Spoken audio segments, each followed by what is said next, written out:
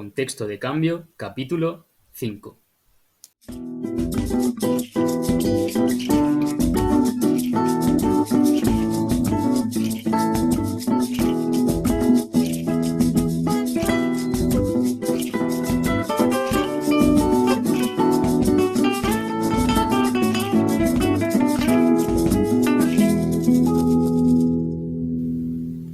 Bienvenidos a Contexto de Cambio, un podcast que nace con el objetivo de acercar la psicología contextual a todas las personas interesadas en conocer un poquito más sobre el comportamiento humano.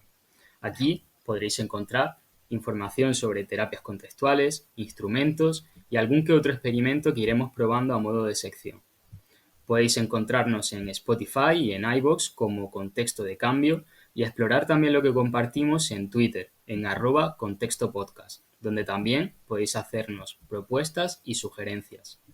Yo soy Antonio, psicólogo y máster en terapias contextuales, y me acompaña como siempre Manuel, psicólogo, músico y escritor.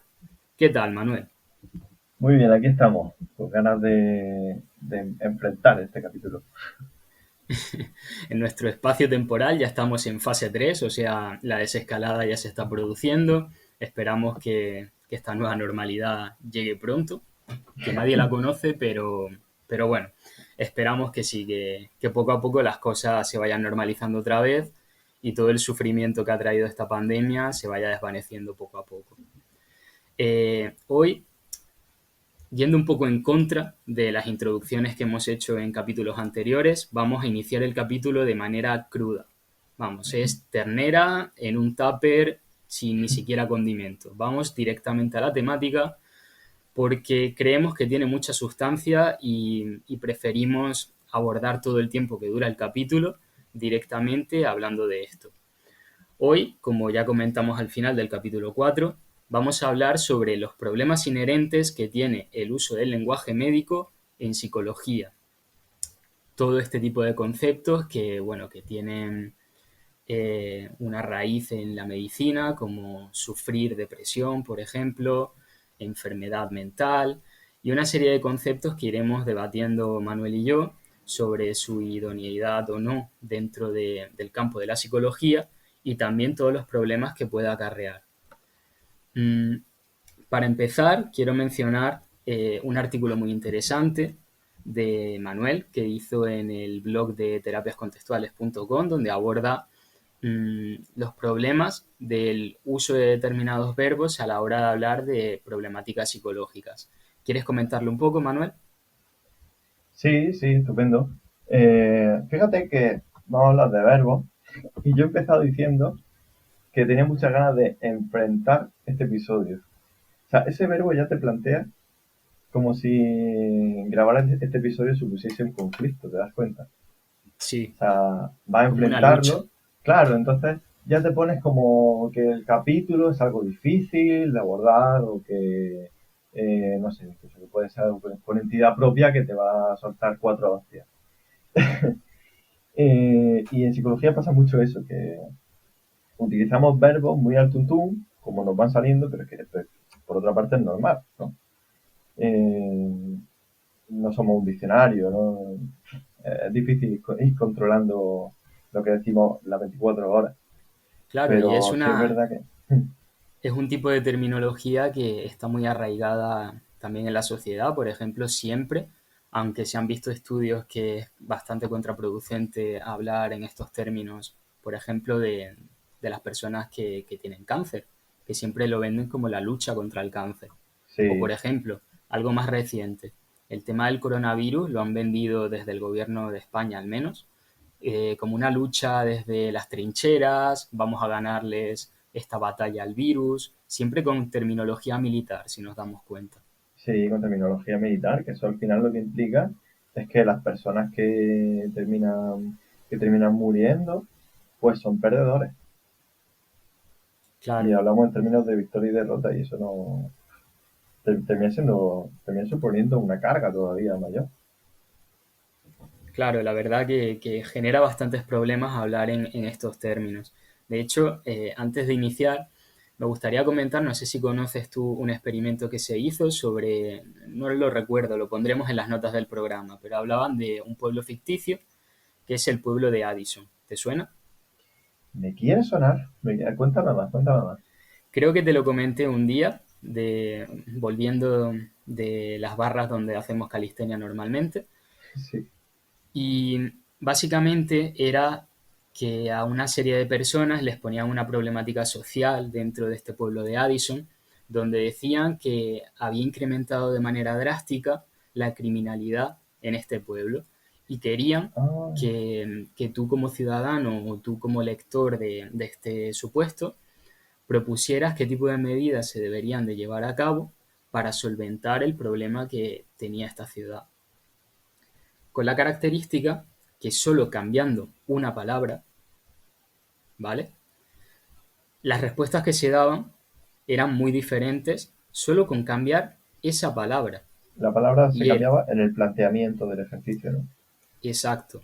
Es decir, dentro del planteamiento del problema que tenía el pueblo de Addison, te hablaban como la criminalidad en el pueblo de Addison es como un virus o es como una bestia, ¿vale? Mm, Ese era el cambio que tenía.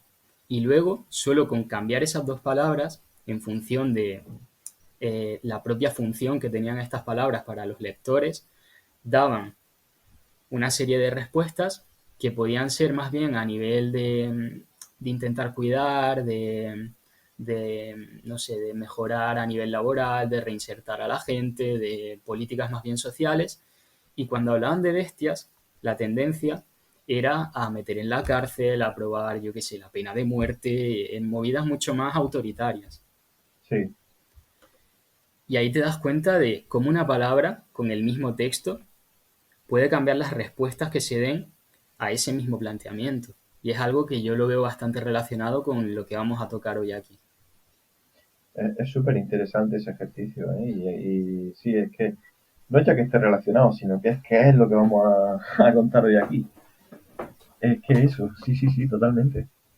Y, y Sí, bueno, antes de sí, proponer dime. esto, ibas a comentarnos sobre el artículo que habías escrito en terapias contextuales. Sí, pues el artículo empezaba poniendo un texto de Saraira que estaba muy chulo, que hablaba de una sociedad esclavista.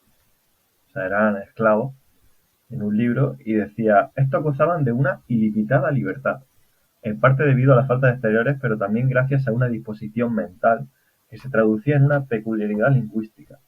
Tenían un solo verbo para los significados que las lenguas europeas se repartían en dos, querer y poder. De modo que cuando decían yo hago lo que quiero, eran perfectamente sinceros. Y, y claro, esto es lo que de César Gala dice que esa peculiaridad lingüística ya te lleva a una disposición mental, ¿no? De que Claro, incluso te puedes sentir más libre o bueno, el caso es que eso de César era una ficción, no era un ejemplo real, pero bueno, el planteamiento era interesante. En el artículo va principalmente sobre depresión y hablo de 5 verbos que suelen utilizarse en el lenguaje, no sé si decir cotidiano, para hablar de ella. Cotidiano desde el punto de vista de la salud mental. Eh, Estos verbos son tiene, padece, sufre, ha caído en y es. O sea, tiene depresión, padece depresión, ha caído en depresión. Entonces, cada uno de estos verbos tiene unas implicaciones. Por ejemplo, el verbo tener, ¿qué se tiene? O sea, ¿qué tienes en la depresión? Es como decir, bueno, hay gente que tiene depresión y gente que no tiene depresión, como hay gente que tiene coche y gente que no tiene coche. Hay otras enfermedades donde está justificado decir el verbo tener porque realmente puede haber algo que se tiene. Por ejemplo, tiene cáncer, tiene gripe, tiene tuberculosis o tiene un grano. ¿Qué es lo que tienes? Pues lo que tienes físicamente es un tumor, en el caso del cáncer, una bacteria, en el caso de la gripe, un virus, en el caso de la tuberculosis, o pus, en el caso de un grano. Son cosas que están ahí, que se pueden observar y que de la misma manera que las tienes pueden no tenerlas. Pero en el caso de la depresión no lo veo. No lo veo y además niega lo holístico que tiene la situación en la que vive la persona como si fuera pero algo ajeno a ella. claro, pone el foco directo a algún tipo de agente biológico que es el que produce esta situación de depresión, ¿verdad? Ujú. Es como que Sí, anula el contexto de la persona que puede llevarla a caer en una situación de depresión o a estar en una situación de depresión. sí. Y en referencia a eso que dices, hay otro que la niega más todavía. O sea, niega más todavía el contexto, que es Ujú. el ha caído en depresión. Como si la depresión fuera algo con lo que tú estás tan bien, estás perfectamente bien por la calle, tal, y de pronto te tropiezas. Te tropiezas y caes en el charco de la depresión. Claro, es verdad. O sea, no hay historia de aprendizaje, no hay contexto, es simplemente algo que le puede tocar a cualquiera en cualquier momento, independientemente de lo que fuera su vida antes. Es, bueno, tropieza con la depresión. Sí, como Sí, que te da en la cara. sí, sí, como Directamente es que... como cuando vas en el coche y en la época esta que hay muchos bichos y tal, empiezan a impactarte en el cristal. Sí, sí, algo así. Luego está el grupo padecer, padece depresión, que Ujú. eso yo puse en el artículo este que era como colocarle una alfombrilla roja al modelo biomédico. Es, bueno, padecimiento. O sea, es el verbo por antonomasia de las enfermedades, el padecimiento.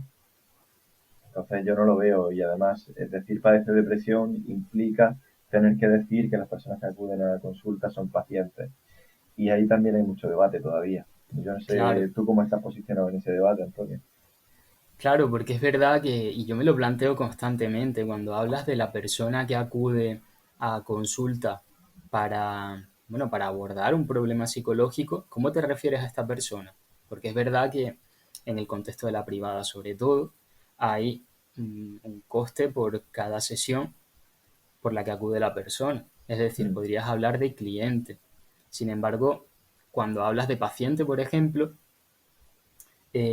ya caes por las funciones que tiene esta palabra, que viene de origen pues radicalmente médico, en todo lo de me van a dar un tratamiento y yo soy un objeto pasivo de ese tratamiento, cuando la terapia psicológica no es así. Con cliente, ¿qué pasa? Con efectivamente. clientes que quizás se prima más el factor económico que el trabajo sanitario que hay detrás en realidad. Quizá, no sé, la palabra podría ser En sistémica usan consultante, consultante, sí, consultante. porque claro, también esto viene del psicoanálisis más bien, lo de analista y analizante y demás, pero Mm, ya caes en otro tipo de problemas que a lo mejor mm, no son de origen médico de manera directa, pero ya es una terminología que está en el aire. Ya no caes en algo concreto, ya no sabes básicamente ni qué tipo de ayuda te van a proveer. mm. Así que si yo en este debate quizá considero que la mejor palabra sería la de consultante. Sí, yo ¿Tú también. qué opinas también? Yo también considero que es la de consultante, aunque seguro que hay que tiene problemas en los que no caigo.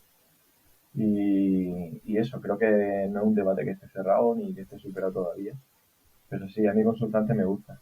Aunque es verdad que luego, joder, me pongo a escribir o a hablar sobre psicología y sin quererlo me sale paciente o me sale cliente. Sí, pero yo también lo veo normal, porque a nivel social siempre se habla de las personas que acuden a un psicólogo como pacientes o clientes. A lo largo de la formación en la carrera de psicología también te hablan de pacientes o clientes. Claro. Entonces, es como bueno, que ya se utilizan casi de sinónimos dentro de la práctica clínica, pero es Mm, verdad que las palabras como tal tienen funciones que pueden dar a entender un tipo de tratamiento pues más activo, más pasivo o más de origen médico de ir a un problema biológico. sí. Y hablando de Porque, funciones, ¿qué opinas del verbo sufrir? ¿Qué funciones tiene el verbo sufrir? Sufre depresión. claro, uff, es que por un lado, Chungo. el factor común que pueden tener los problemas psicológicos es un sufrimiento limitante que tienen las personas que están en esa situación, que tienen ese problema psicológico como tal por el que acuden a consulta, ¿vale? Mm. Pero claro, es que El no, no, problema es categorial. cómo se puede sufrir depresión? Se sufren otras cosas que son a consecuencia de una situación depresiva, pero es como, aquí pongo, ¿se sufre porque existe una depresión o existe una depresión porque se sufre? O sea, lo que Claro, tú planteas es la segunda cuestión. claro, Decimos que existe exacto. una depresión porque estamos sufriendo. Eso no, nadie niega el sufrimiento. Pero decir, sufrir depresión, me chirría.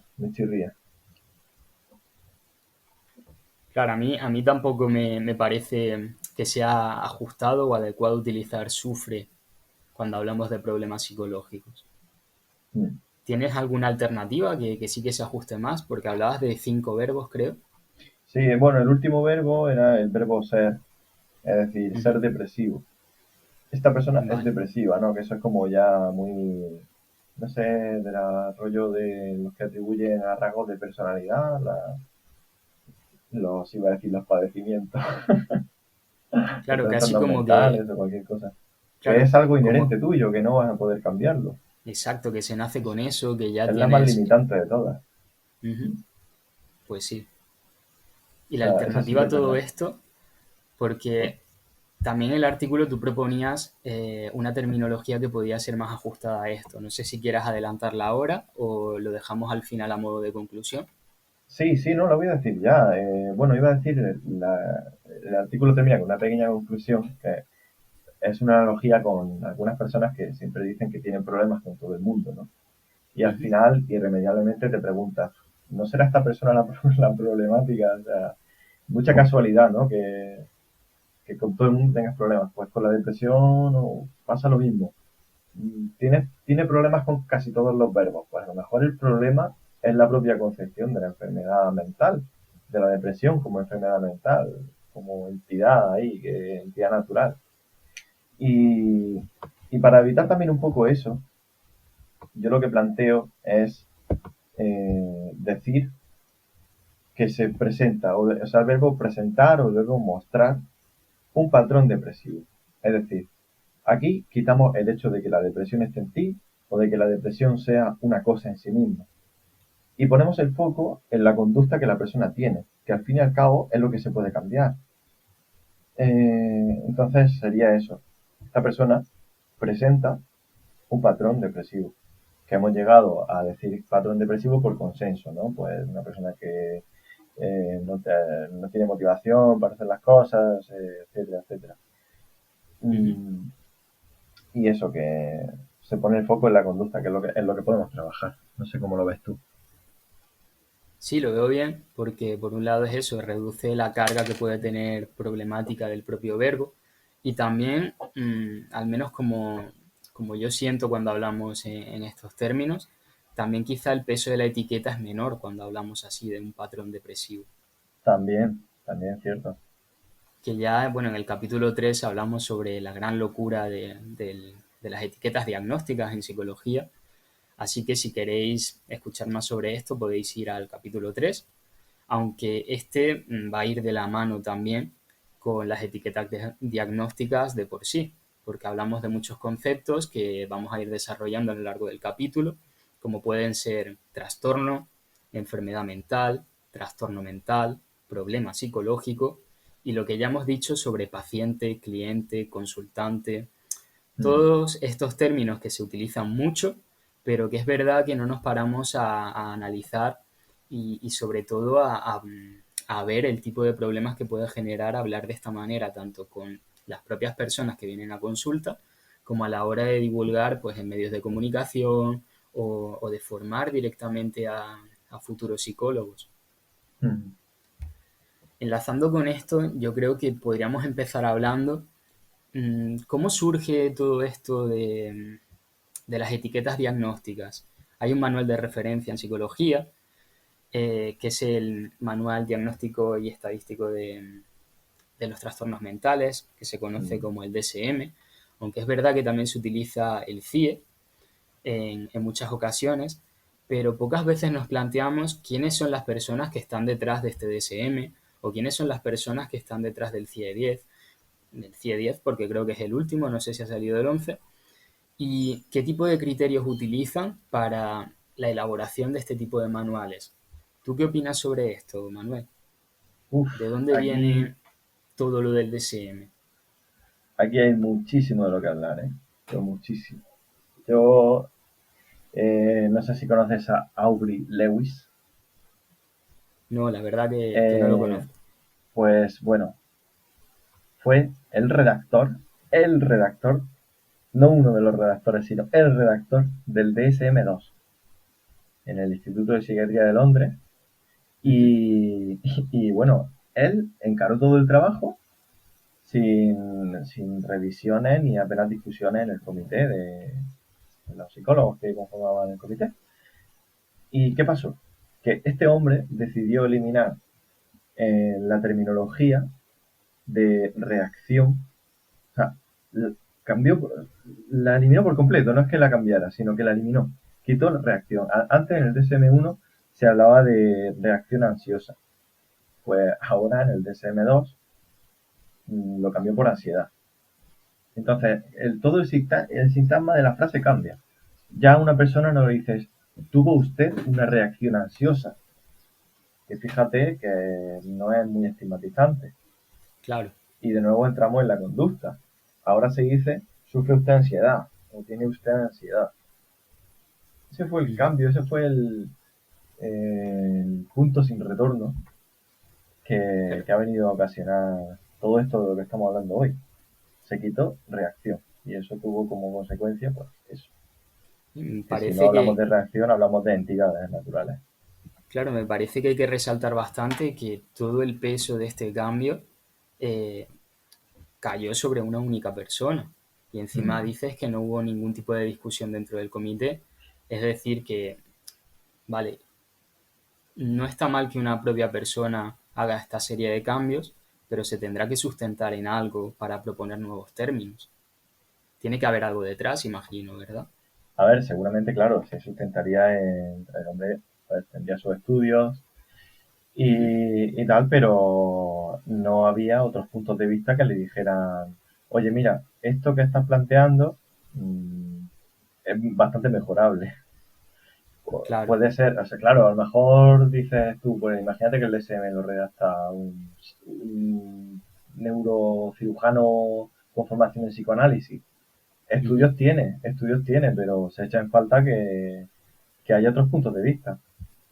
Claro, y esta pregunta te la he lanzado también de una manera un poco tramposa, porque es verdad que hay algo detrás y puede que haya muchísimos estudios, pero según se ha llegado a saber después, eh, ¿quién es el tipo de persona u organización que suele financiar este tipo de estudios? Ah, pues es la farmacia, evidentemente. La farmacia que como sabemos es, a ver, nada en contra de la farmacia, ¿vale? Es muy necesaria. Ujú. Pero en el tema de los trastornos mentales, entiende que son problemas biológicos por lo tanto se pueden tratar de forma biológica, administrando pues, una serie de fármacos, como el propio nombre indica. Claro, Eh, y siguiendo con el tema de la depresión, estamos en 2020, ¿vale? Desde hace 30 años se están haciendo estudios para buscar bueno, el neurotransmisor concreto o el gen que hay detrás del tema de la depresión. ¿Qué ha pasado con eso? que no se ha encontrado nada. O Han sea, como habido, las teorías estas dopaminérgicas y todo eso, se ha encontrado claro, que eso no es así. Que puede haber correlaciones, pero esas correlaciones a menudo son una consecuencia, claro, y no llegan a ser no una causa. concluyentes. Claro. Muchos de estos estudios, como comentaba Manuel, están financiados directamente por la industria farmacéutica, porque claro, más allá del beneficio que puede traer el uso de medicamentos en patologías de origen más físico o biológico, que eso está claro, que ahí no nos metemos y que vamos, que puede estar justificado, es verdad que se vio un negocio claro dentro de los problemas psicológicos y se encontraba una raíz biológica detrás de ellos. Y Mm. como decía un profesor, que me quedé con la frase, pero no la persona que me lo dijo, me dijo que básicamente si tú sabes mucho de estadística, puedes hacer que los números adquieran, digamos, el significado que tú busques. Es decir, puedes utilizar pruebas dentro de la estadística o jugar de manera parcial con los números, que digamos que no sería errónea ni estarías engañando a nadie, pero de cara a un público que quizá no entienda tanto de probabilidad y estadística, sí que podría sonar como algo concluyente, como algo que se sabe. Y claro, si te lo venden así, directamente el tratamiento que se buscaría para un problema psicológico estaría en la utilización de medicamentos. Claro. Mm. Pero claro, esto ha calado en la sociedad de una manera bastante preocupante, porque ¿qué pasa con el tema de la OMS, de la Organización Mundial de la Salud? ¿Cómo define tanto la depresión como la ansiedad, Manuel? Bueno, directamente las define como enfermedades. Pues la gente, cuando tú tienes este planteamiento dices a alguien, oye, mira, es que no hables de enfermedades porque la depresión no es una enfermedad.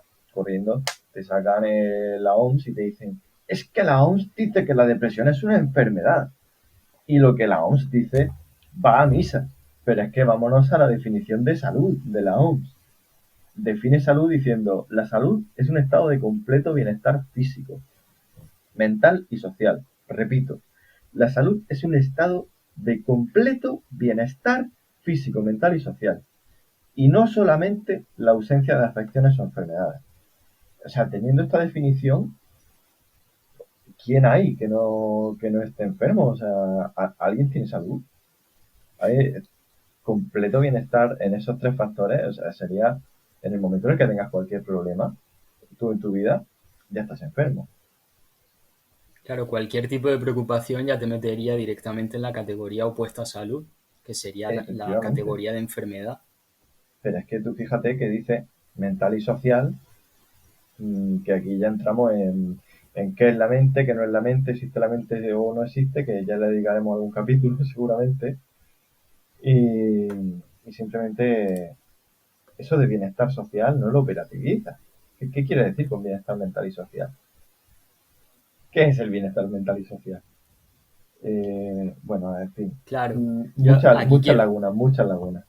claro, aquí yo quiero también enfatizar una cosa, que es verdad que la comunicación entre las personas como tal siempre se ha hablado que es preocupante porque como cada uno podemos entender una cosa cuando hablamos de categorías muy generales o de palabras poco concretas, al final Mm. puede que no haya entendimiento, surjan problemas por eso mismo, por el hecho de no operativizar en algo que sea medianamente objetivo las cosas de las que hablamos.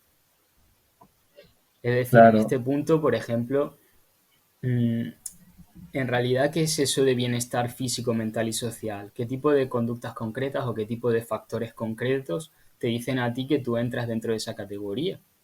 O, yéndonos al opuesto, ¿qué tipo de cosas concretas, y yéndonos concretamente a lo psicológico, te dice a ti que entras en la categoría de persona con un problema psicológico, ya intentando ir a la terminología correcta?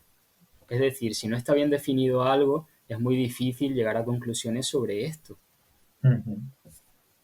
Sí, es que se cae en el proceso de reificación, de explicaciones circulares, de meter un montón de conductas y un montón de términos en conceptos muy amplios. Y al final se dice mucho sin decir nada. Como lo que estoy diciendo yo ahora, que no estoy poniendo ningún ejemplo. Y estoy Ujú. hablando con ambigüedad, pero al final es eso, ¿no? Claro, Eh, de hecho, es que en salud mental ni siquiera muchos profesionales se ponen de acuerdo en qué conductas delimitan determinados trastornos. De hecho, hay un estudio que se llama Of Two Minds, An Anthropologist Looks at ujú, American Psychiatry, del año 2000, de Tania Luhrmann, lo digo en inglés porque no está traducido, que habla de eso, de la ambigüedad que hay en el campo de la psiquiatría y de la enfermedad mental. Y en ese estudio se demostró, no me acuerdo de la metodología, pero lo que venía a verse era que los psiquiatras tenían las mismas posibilidades de coincidir en el criterio diagnóstico de un colega que haciéndolo al azar, que haciéndolo a voleo. Y esto es chungo, es claro. jodido. porque si no hay precisión en eso, en algo que en teoría debería darte al menos eso, es decir, el poder establecer categorías concretas que encasillen a personas en problemas psicológicos, aunque ya sabemos y estamos hablando en este capítulo que esto es problemático. Si ya eso Ujú. falla, ¿qué sentido tiene el utilizar este modelo diagnóstico en psicología? No tiene sentido de que ganas dinero, porque no me acuerdo ya en dónde lo leí, el 70 o el 80, lo leí además en varios sitios, ¿eh? Ya hablando de Ujú. la redacción del DSM-5, ¿no? Estamos en el DSM-2. Sí. No sé si era el 70 o el 80, es una barbaridad de porcentaje de los académicos que conformaban la APA y que estaban encargados de redactar y supervisar el DSM, reconocieron, o Ujú. sea, lo dijeron a ellos, no es que contrataran un detective y lo sacase a la luz Anonymous, sino que ellos mismos reconocieron tener beneficios directos de la industria farmacéutica. Sí, y yendo directamente al DSM, es que lo preocupante de esto es que tipos de problemas, o ya no problemas, digamos, condiciones normales que se dan en los seres humanos están siendo patologizadas por las nuevas enfermedades mentales, como se definen ahí, que van Hmm. surgiendo. Yo siempre pongo el mismo ejemplo, que es creo, no sé si se llama así, pero venía a decir, creo que era el síndrome disfórico premenstrual o el trastorno disfórico premenstrual, Sí, que viene a trastorno disfórico patologizar a premenstrual. un proceso, tío, normal en la condición, eh, claro, de la menstruación femenina. Hmm. Y luego otro que también, con el tema de los niños, y esto ya me preocupa, vamos, una barbaridad, porque claro, está justificando la medicación de niños desde, a lo mejor, no sé, desde qué edad se puede estar medicando a los niños, desde 6 años o así.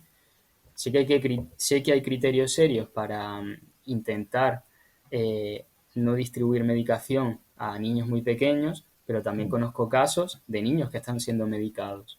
Esto yo creo que es muy preocupante y Bueno, es que más si hasta son hace poco, problemas. Sí, sí, que digo que hasta hace poco a los niños que tenían trastorno de déficit de atención, bueno, que tenían, me refiero que se les diagnosticaba con eso. sí, La medicina era metanfetamina. sí, O básicamente. sea, que vemos Breaking Bad, jijijaja con la meta, pero que eh, eso se usaba. Y no sé si Claro, se sigue era, usando, ¿eh? Algún componente similar. sí, pero al final digamos que no es ningún tipo de solución a ese problema. Es como Ujú. la función que tiene cualquier tipo de medicación, que es un parche. Tienes una herida abierta y ni es ni herida, es que la metáfora incluso es mala, pero como si Sí. estuvieses poniendo una tirita, si Mm. siguiésemos con eso.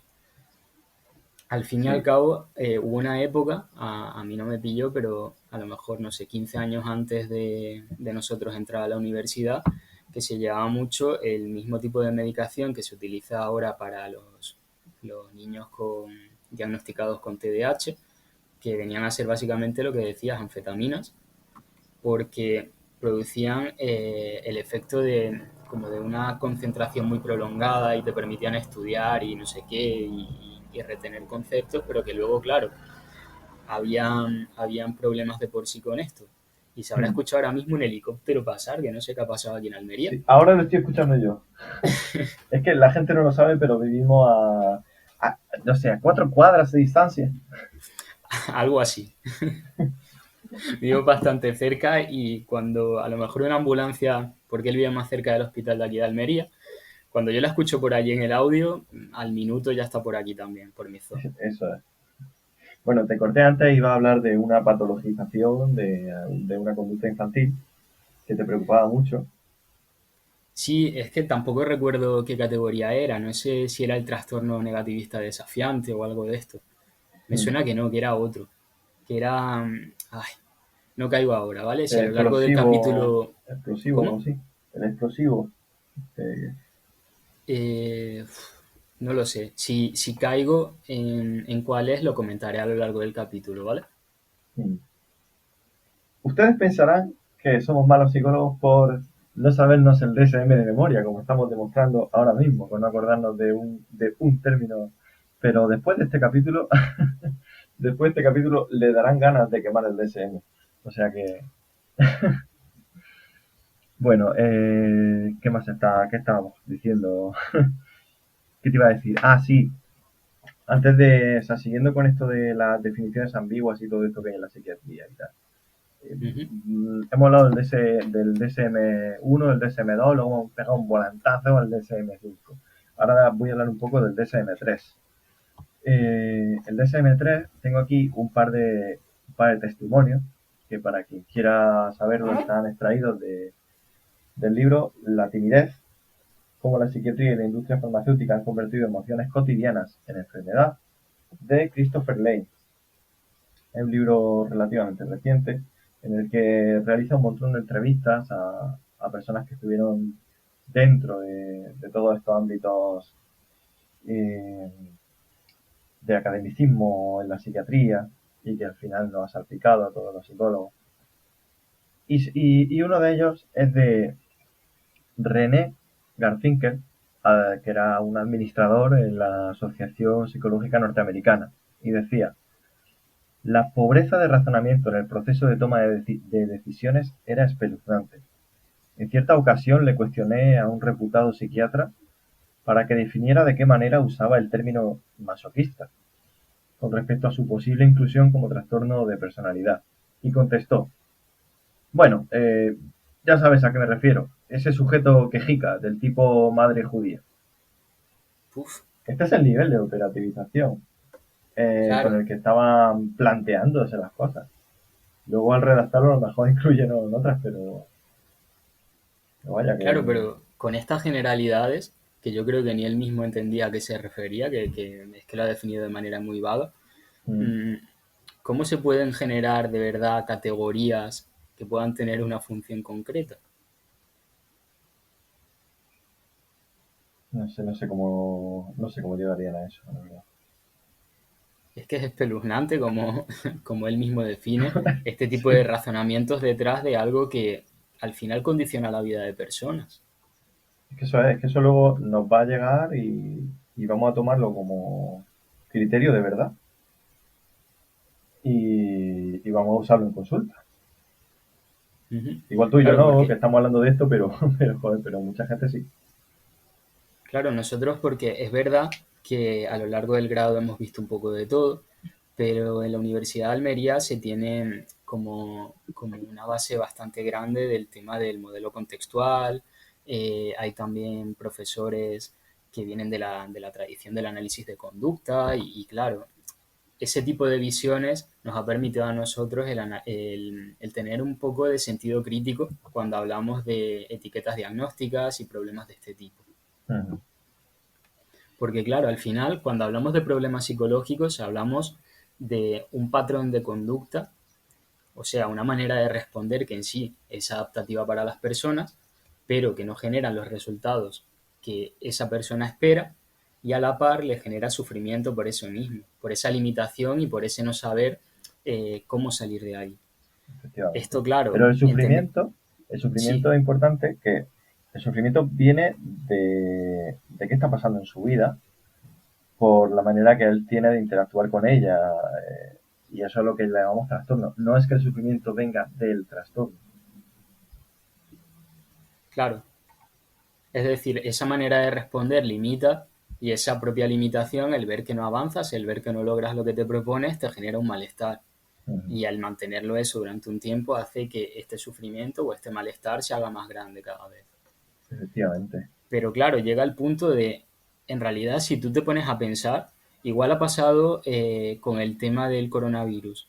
Conductas que antes podrían haber sido catalogadas como patológicas, el lavado frecuente de manos, el distanciamiento social, todo este tipo de cosas han pasado a ser conductas adaptativas y que tienen unas consecuencias positivas a nivel social. Es decir, el problema está en la conducta en sí o está en la función que ejerce dentro de un contexto. Ese ejemplo es buenísimo, es buenísimo. De hecho, bueno, estoy leyendo aquí en el guión que nosotros tenemos mientras hacemos el capítulo, que hay algo muy interesante sobre Leonor Walker. ¿Qué nos quieres comentar sobre ella, Manuel? Sí, este es el segundo testimonio que también he extraído de estas entrevistas que estuvo realizando Christopher Lane. Y Ujú. bueno, Leonor Walker es una psicóloga afincada en Denver y comenta acerca de las discusiones que se producían en las redacciones de estos manuales diagnósticos, en este caso el DSM-3. Dice, no daba crédito. Allí estaban profesionales sentados delante de su ordenador, tomando decisiones en función de sensaciones o de impresiones, no de hechos. Más aún, en algunos casos, las personas que revisaban el DSM-3 estaban convirtiendo el comportamiento adaptativo en patologías mentales. Y esto es Fíjate lo que esto. hablábamos, el comportamiento adaptativo. Un ejemplo, comportamiento adaptativo que estamos teniendo estos días. Bajar a la Ujú, calle siempre con mascarilla. Lavarnos las manos cada vez que entramos a un sitio, que tocamos algo. ujú. Puedes convertirlo en una patología. Si coges y dices, pues esos son comportamientos compulsivos de no sé qué, no sé cuánto. Pero es que nos estamos adaptando al contexto en el que estamos actualmente. Claro, digamos que la conducta de por sí no es patológica, sino depende mucho del contexto en el que se da y la función que cumple. Esto ya hablamos un poco en el primero de los capítulos, que hablábamos de contexto, cambio y viceversa, ese era el título, Hmm, y es algo que vamos a remarcar mucho a lo largo de los capítulos de este podcast. La sí. conducta como tal no es patológica. Todo lo que nosotros hacemos busca algo, no hacemos por hacer. Es decir, no, por muy loca que pueda parecer, usando mal el término este de locura, que ya comentábamos también, eh, tiene un sentido para esa persona, está buscando unas consecuencias concretas. Hmm. Sí, Thomas Sachs, en su libro El mito de la enfermedad mental, Sí, propone que lo que normalmente entendemos como enfermedad mental se parece más a un lenguaje que a una enfermedad física. Y, y eso viene a decir que el lenguaje, o sea, que el trastorno mental no es sino un ajuste al contexto. Es algo que, por lo que no hay que culpar, ni patologizar, ni estigmatizar, porque al fin y al cabo depende del contexto en el que está la persona y de lo que ha claro, aprendido. claro, de hecho, Marino Pérez, relacionándolo con esto, mm, vale, a lo mejor no es la frase concreta porque no la recuerdo, pero viene a decir algo como que las enfermedades mentales o los trastornos mentales serían problemas verbales al fin y al cabo, Mm, con todo lo que eso abarca, problemas del lenguaje que llegan a limitarnos.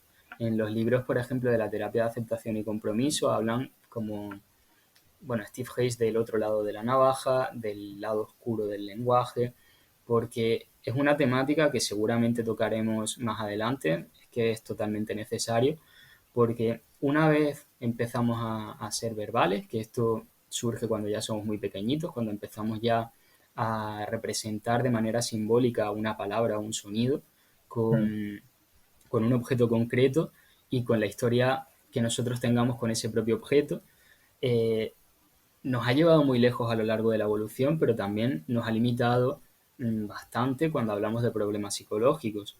Y volviendo a esto, al tema del problema del uso de terminología médica, es que siempre se va buscando un factor biológico. Antes, cuando hablábamos del dualismo cartesiano, pues se podía hablar más del tema de la mente, podíamos hablar más del tema del alma incluso, pero ahora ha tenido una evolución eso a una apariencia quizás que puede parecer más sustentada en la evidencia, más científica, y es cuando hablamos de culpar al cerebro, mm. de como atribuirle ese papel de Dios que en función de lo que Él quiera puede castigar o premiarnos. No sé cómo ves tú esto, Manuel. Sí, de hecho, Elliot Wallenstein Ujú. tiene unas duras críticas a este culpar al cerebro, ¿no? Y a todos estos argumentos del dualismo, que colocar la mente entre comillas, en un cerebro físico no hace que eso sea así. Y califica estos argumentos de métodos reduccionistas y de insidiosos.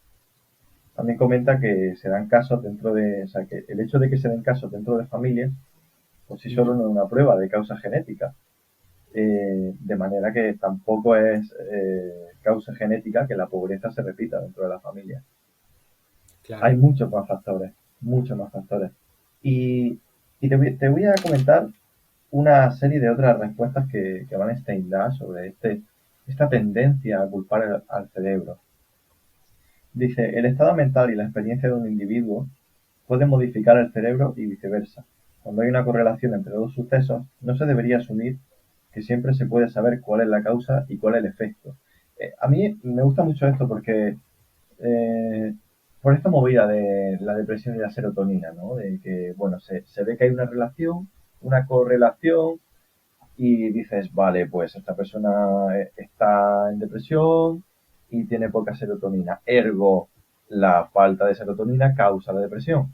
Pero es que la conducta modifica los niveles químicos del cerebro. Entonces, si tú empiezas a llevar un ritmo de vida que no requiere esa serotonina, que es el ritmo de vida que terminas llevando en un patrón depresivo, al Ujú. final lo natural es que el cerebro no produzca esa serotonina. O sea, lo problemático sería que tu cerebro siguiera produciendo el mismo nivel de serotonina y de dopamina. Eso sería lo raro. Claro, a Pero si, mí, no, si tu conducta, si no la necesitas, es lógico que el nivel se reduzca. Entonces ahí es una consecuencia, no una causa. ¿Qué iba a exacto, decir? Sí, esto que te se cortan. confunde mucho, que es el tema de correlación y causa. Los estudios correlacionales son, digamos, una buena manera de empezar a investigar, pero de ninguna manera eh, corresponden de manera causal a que por el hecho de que se produzcan dos cosas de manera relacionada, o sea, que correlacionen entre sí, que una sea causa de la otra. De hecho, es verdad que existen diferentes tipos de correlación, donde una mayor correlación podría como abrir una investigación seria sobre pasar al tema de causación, pero eh, si es que en la misma definición ya te dicen que no implica esta causación como tal. Y hablando un poco de lo que tú decías, si vamos al tema de una depresión, imagínate, tú coges a una persona y la encierras en una habitación a oscuras durante 2 semanas. Ya te digo yo Mm, que los niveles químicos de su cerebro van a variar. evidentemente. No va a tener Mm, estimulación, su acceso a reforzadores va a estar totalmente, vamos, reducido, eh, la propia falta de movilidad, seguro que también pueden surgir problemas relacionados con la dieta y todo eso va a afectar al cerebro, si no decimos que no, no decimos que no haya cambios en el cerebro, pero no se puede entender como cosas que como que te dan sin ninguna causa, sino que vienen de algún sitio. mm, Es decir, que hay que considerar el contexto siempre en este tipo de situaciones. Por ejemplo, si yo cogiese un martillo, ¿vale? Y empezase a pegarle a la pared de manera continuada durante, no sé, una semana, seguro que hay cambios en mi cerebro también. claro. Es que es seguro. Y no estamos diciendo que no. Pero siempre es, bueno, siempre no, digamos, de un tiempo para acá se ha cambiado a lo mejor el concepto ese de alma, el concepto de, de mente, por el de cerebro. Es decir, se le está dando como el papel de creador, por un lado, de todo lo que somos y de todo lo que hacemos, y por otro lado, el papel de entrenador, como entrena tu cerebro, pone a funcionar tus neuronas y este tipo de terminología que vende mucho a nivel de libros de autoayuda y cosas Mm, así. De hecho, hay un artículo de Marino Pérez, que también dejaremos en las notas del programa, que se llama Frente al cerebrocentrismo, donde expone de una manera, vamos, con mucha base, todos los problemas que acarrea este nuevo apuntar al cerebro, el convertirlo en causante y entrenador de todo, como decía antes. Habla sí. también de los estudios de neuroimagen, del gen que se lleva buscando durante muchísimo tiempo, que sí, que tenga el papel causal de los problemas psicológicos. Es muy interesante. Deberíais echarle un vistazo cuando tengáis tiempo porque puede ampliar bastante la mira, estéis de acuerdo o no, pero sí que os puede dar una nueva perspectiva sobre este asunto. Mm, sí. Es muy bueno, yo lo vamos a dejar abajo y de verdad que os recomendamos que le echéis un ojo. Uh -huh.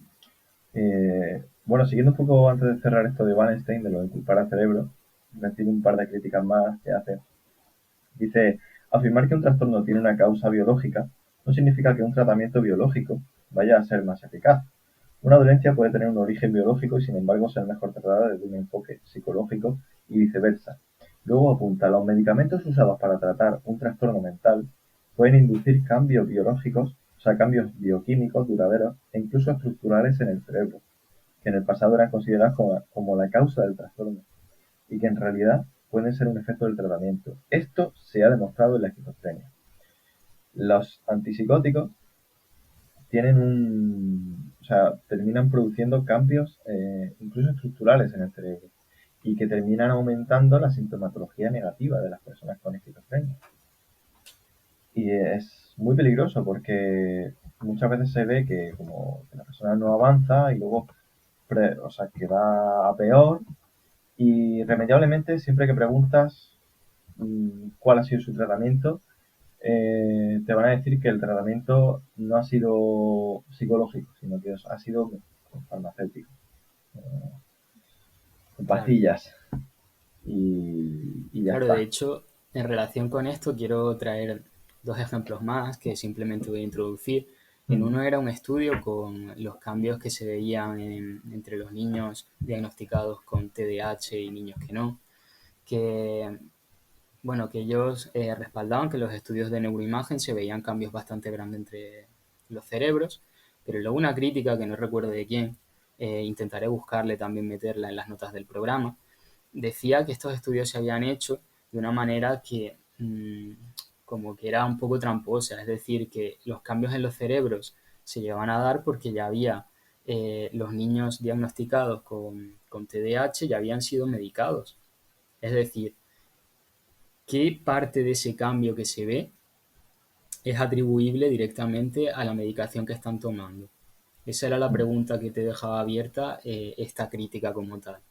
Y mm. luego también quería hablar de un ejemplo muy concreto, que Marino Pérez también lo menciona en uno de estos artículos, que es el tan conocido experimento de los taxistas de Londres. ¿Te suena, Manuel?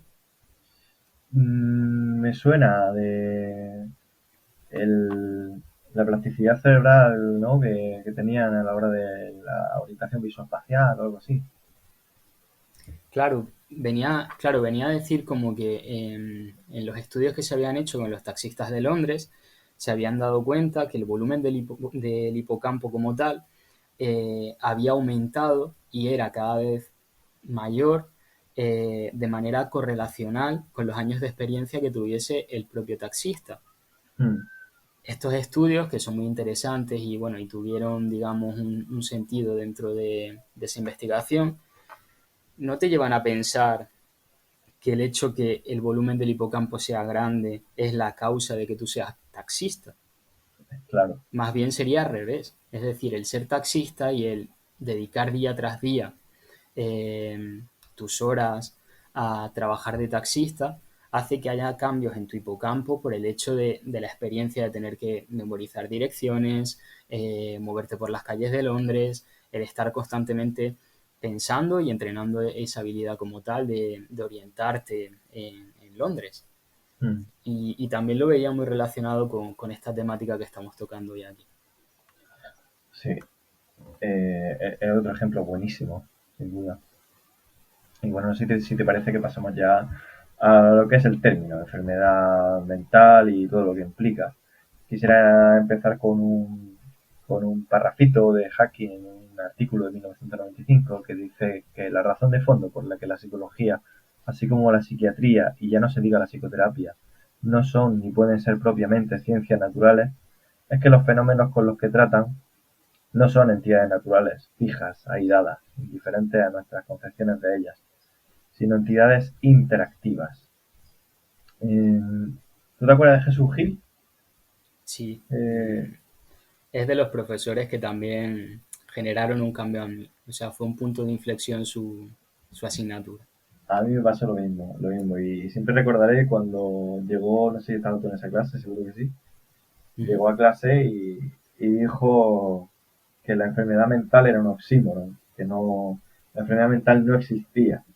Y claro, venía como cualquiera que no sabe de estos temas, que ha asumido el modelo biomédico que te vende la publicidad, que te venden las revistas, que te vende la tele, la farmacia, los médicos, etcétera, etcétera, todo, el discurso general, que los trastornos mentales son enfermedades, etcétera, etcétera, etcétera.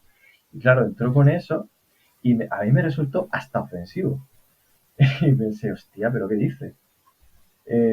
Como si negar que es una enfermedad fuese quitarle importancia.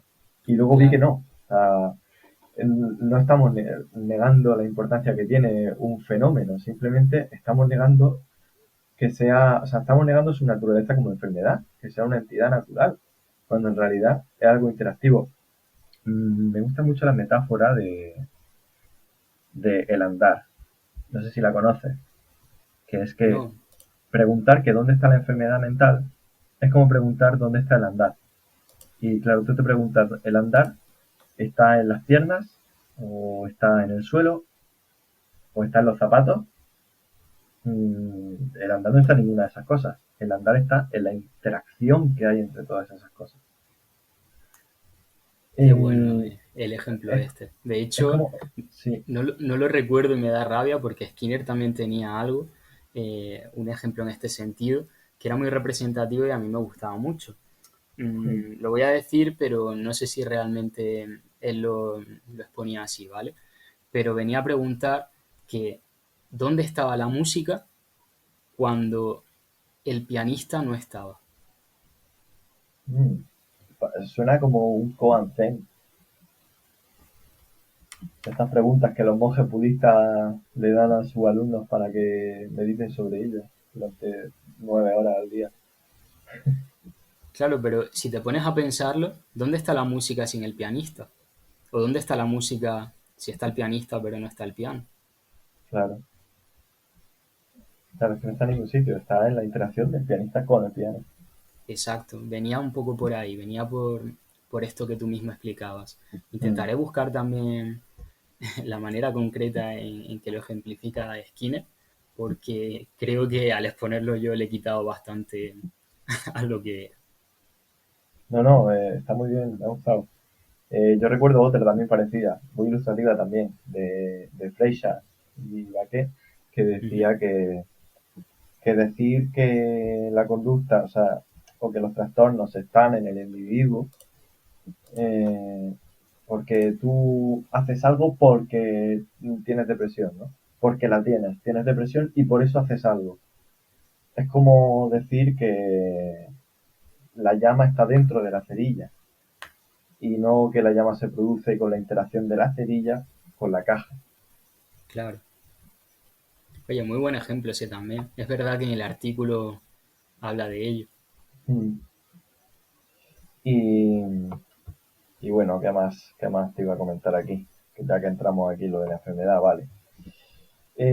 A ver, vamos a empezar a hablar aquí de cosas que suenan incongruentes en el término enfermedad mental. Porque todas las enfermedades tienen un montón de cosas en comunes que luego las enfermedades mentales, lo que entre comillas llamamos enfermedades mentales, no las tienen. Y aún así seguimos diciendo que son enfermedades. Vamos a ver, ¿cómo vamos a explicar los trastornos desde una perspectiva biologicista cuando el cerebro humano es el mismo? O sea, tiene, tiene cambios, como hemos visto, que pueden ser estructurales con medicación o por la plasticidad cerebral cuando entrenan mucho individualmente algo, como en el caso de los taxistas. Pero Ujú. básicamente el cerebro humano es el mismo desde que somos Homo sapiens. Y entonces, ¿cómo se explica que haya cambios en las prevalencias de los trastornos mentales en las mismas poblaciones a lo largo de la historia? Por ejemplo, eh, los trastornos de conducta alimentaria en la India no existían, no habían existido nunca. Sin embargo, llegó Bollywood, sentó unos estándares de belleza, ¿no? Estas mujeres con el vientre plano, bailando, etcétera, etcétera.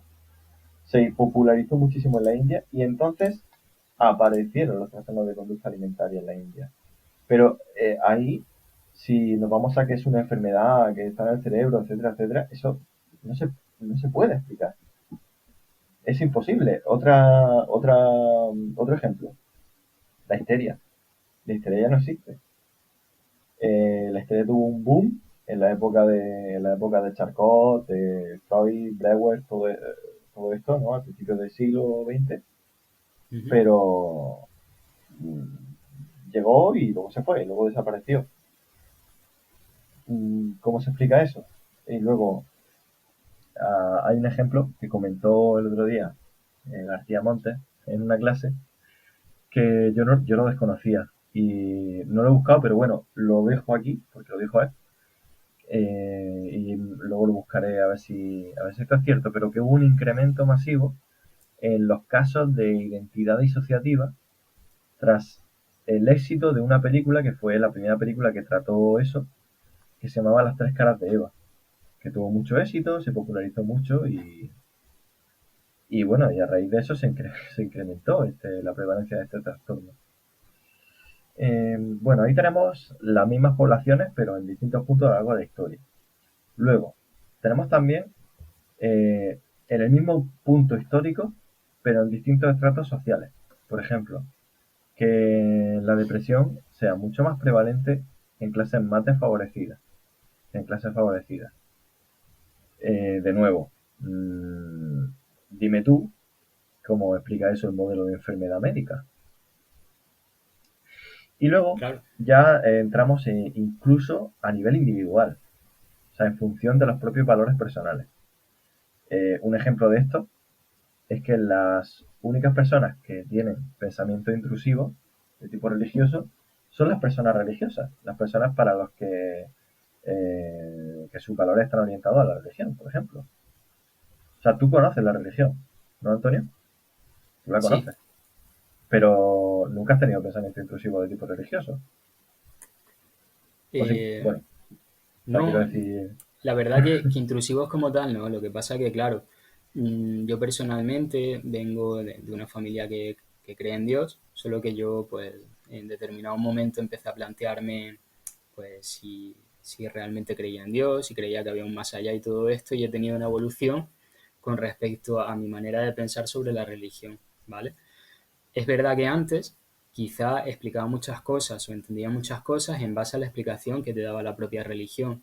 Sin embargo, conforme ha cogido mayor peso esta nueva visión que tengo de la religión, es verdad que los pensamientos que me vienen de manera coherente con esto van más en esa línea.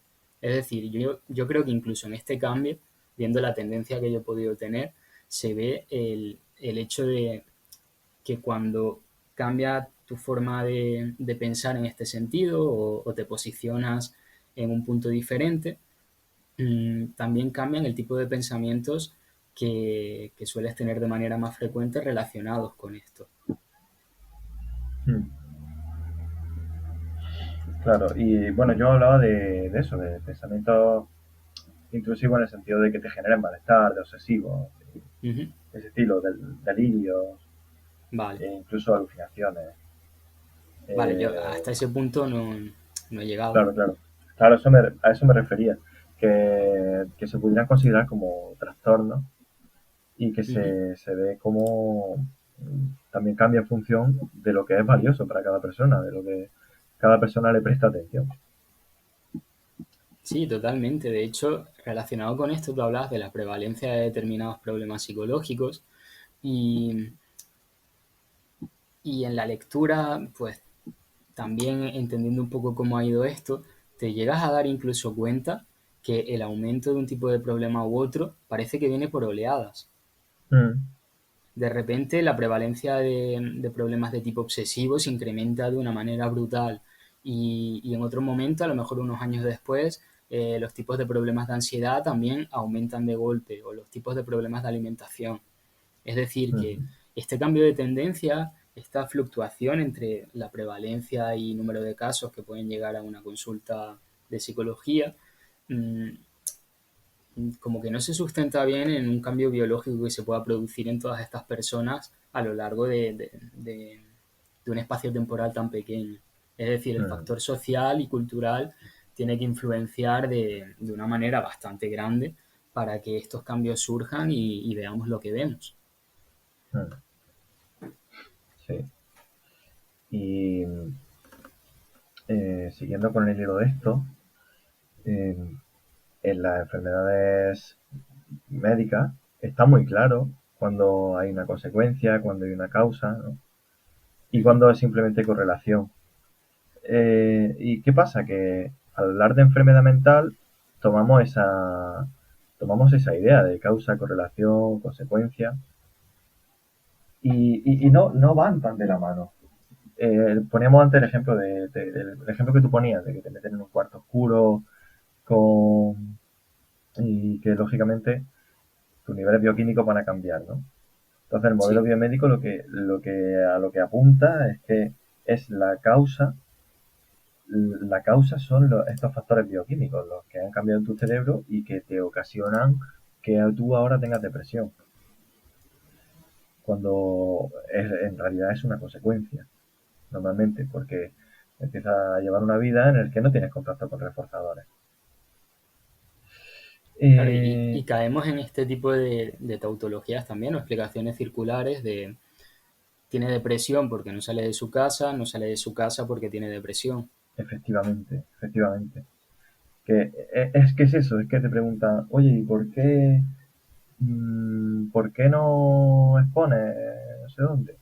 Pues porque sufro ansiedad. Ujú. ¿Y por qué sufre ansiedad? Pues sufro ansiedad porque no expongo en el cole ni salgo de mi casa. Pero lo decimos así y dices, vale, es obvio. Pero luego no es tan obvio porque nadie te lo pregunta así de forma seguida en el que se vea claro ese patrón circular. Pero está ahí. Está ahí Claro. porque el discurso de enfermedad médica en la enfermedad mental no se sostiene de ninguna forma. Y por eso no nos damos cuenta, pero estamos dando siempre explicaciones circulares. Pues sí, al final es eso, que lo malo de este tipo de explicaciones es que no explican, no cumplen Es la que función no que tienen explican, de por sí. efectivamente. No te Efectivamente. describen en realidad nada, no puedes sacar nada útil de ahí, sino simplemente caes en este círculo de un concepto que te lleva a otro Mm, y que al final te dejan en el mismo sitio. En relación con esto, y también por enfatizar la importancia del contexto, yo quiero hablar de manera muy breve también sobre una conferencia que impartió Kelly Wilson sobre las investigaciones que se están haciendo en psicología relacionando con, con el tema de la evolución, ¿vale? El tema sí, de que, bueno, todas las investigaciones que se están haciendo en epigenética. Hay algo muy sí. curioso que él Mm, decía, que es que el tipo de enfermedades que tienen un origen 100% genético, que son, creo que eran monogénicas, es decir, que tú tienes un gen y tienes la enfermedad, creo que solo era de un 1%. Es decir, hay un 99% de genes que funcionan de manera muy simple y ya anticipando que yo en el tema mmm, me falta por conocer, me falta información sobre ello, pero vendrían a ser como, imagínate una serie de interruptores que mm, se pueden llegar a activar o su probabilidad de activarse o desactivarse aumentan o disminuyen en función de los cambios contextuales que se producen en la vida de esta persona. Es decir, sí, el estar expuesto a un contexto que propicie la activación de ese gen concreto, pues aumenta bastante la probabilidad de que aparezca una enfermedad o aparezca un tipo de problema relacionado con ese contexto que no es beneficioso para ti o que propicia que pueda darse este tipo de problema pues con mayor probabilidad, vaya. mm. El tema de la epigenética era muy interesante porque incluso planteaba la heredabilidad de la expresión de los genes. Uh -huh. Y yo me acuerdo que me hubiera gustado más darlo en la carrera de lo que lo dimos. Fue solo una asignatura y me pareció súper interesante porque venía a Sí, decir que Lamarck tenía parte de razón, no solo era Darwin. sí, de hecho la teoría bueno, primero fue la de Lamarck, luego fue la de Darwin, y creo que lo último, que, que es lo más actual, es la teoría de Darwin-Lamarck o algo así. O sea, como que se han cogido cosas de ambas teorías que se han dado Mm, por válidas de momento. sí. Y es bastante curioso esto. Queda mucha investigación por hacer, a mí me queda también mucho por profundizar, pero una vez lo hagamos, quizá podríamos dedicarle también un capítulo a esto. Mm. Pues Mm, mira, te lo voy a enlazar con otra cosa que quería comentar, Ujú. que es que en los trastornos mentales puede haber una reversibilidad de los síntomas, digamos entre comillas, porque, en fin, aquí hay que entrecomillarlo todo, Sí, por medio de actuar desde los propios síntomas. Es decir, un síntoma de la depresión, ¿cuál es? Pues que salgas poco de casa. Mm, si empiezas a salir más de casa, que es el propio síntoma, ¿no? sí. Ya lo estás modificando. Eh, Suena muy raro, muy difícil de explicar, pero porque no tiene lógica al hablar de signos, síntomas y todo esto en los trastornos mentales. Esta reversibilidad no es algo que ocurra en el resto de enfermedades. También hay reversibilidad biológica, lo que decíamos, si tú simplemente con tu conducta empiezas a ponerte más en contacto con reforzadores, que es por ejemplo Ujú. la terapia de activación conductual, ¿no? ¿Qué va a pasar? Que la dopamina y la serotonina se van a empezar a incrementar de nuevo, sin necesidad de que metan ningún agente externo, como una medicina o cosas así. Claro, es verdad que desde un enfoque contextual no se va buscando la modificación directa de este tipo de síntomas, pero sí que se ha visto que a medio y a largo plazo, una vez empiezas a modificar las conductas como tal, empiezas a activar a la persona, empieza a actuar en dirección de las cosas que le importan, empieza a caer de manera, bueno, a caer, sí, empieza a comportarse de manera menos literal con sus Mm, pensamientos, emociones y todo lo que Skinner denominó eventos privados. Se ve eso, que a medio y a largo plazo la ansiedad se reduce, el malestar se va reduciendo. Ya te digo, no es mm, el objetivo, no es lo que se va buscando a la hora de tratar un problema psicológico desde un enfoque contextual, mm. pero sí que Pero es se una ve que, consecuencia natural. claro, que cambiando lo que hacen las personas, también lleva a cambiar cómo se sienten. Y no al revés, que muchas veces de manera común es como, uff, me da mucha pereza, me siento muy mal, me voy a quedar aquí sentado en esta silla hasta que cambie todo, Mm, o sea, que cambie cómo me siento para luego levantarme y hacer cosas. ¿Qué pasa? Que ahí el control que tenemos es mínimo. A lo mejor viene una mm, pequeña brisa que hace que nos sintamos bien y en ese momento nos levantamos. Y a lo mejor eso se repite varias veces en nuestra historia. Pero a lo mejor llega una temporada que esas brisas no vienen y nosotros seguimos sentados esperando porque en nuestra historia de aprendizaje han venido brisas que nos han claro. hecho levantarnos, nos han hecho sentir mejor y nos han dado impulso. Pero ahí damos todo el control a que venga o no esa brisa. Y no sabemos si va a venir o no, porque en nuestra Mm, historia eso no lo podemos controlar. Y es un poco esto, ¿qué podemos controlar de por sí? Aunque apuntemos ahí, no reducimos el esfuerzo que supone cambiar lo que hacemos, ni la importancia que tienen los problemas psicológicos y la limitación que generan a las personas. Pero sí mm. que al poner el foco en lo que hacen las personas, intentar modificar determinadas variables para que cambien lo que hacen, se han visto mejores resultados a nivel clínico. Mm. No sé Claro. si te referías a esto con lo que decías antes, Manuel. Sí, sí, sí, me refería a eso. Que aunque bueno, también es verdad que puedes cambiarlo no solo haciendo tus cosas, ¿no? Siempre puedes tomarte un antidepresivo, pero ¿qué son los antidepresivos? Es que es como la metáfora esta de la piedra en el zapato, Sí, que es llevar una piedra en el zapato, tienes dos opciones. Tomarte un analgésico para dejar de tomar la piedra en el zapato y cuando dejes de tomarte el analgésico la volverás a notar. O pararte, quitarte el zapato, buscar la piedra, sacarla y luego ya seguir caminando sin la piedra. Porque sí, bueno, un antidepresivo a lo mejor a corto plazo te hace animarte, pero sabes que eso también lo consigue una raya de coca y no quiere decir que sea bueno. claro, y incluso en esa metáfora yo veo algo problemático que muchas veces no es posible quitarte la piedra. Y el tiempo que te Mm, tiras parado, quitándote el zapato y buscando la piedra, es un tiempo que estás dejando de caminar, que como tal, digamos, es la acción importante dentro de ese caminar. A mm, veces hay que aprender a seguir caminando incluso con esa piedra en el zapato, porque al mm, final estos antidepresivos funcionarían como esa brisa que yo comentaba antes.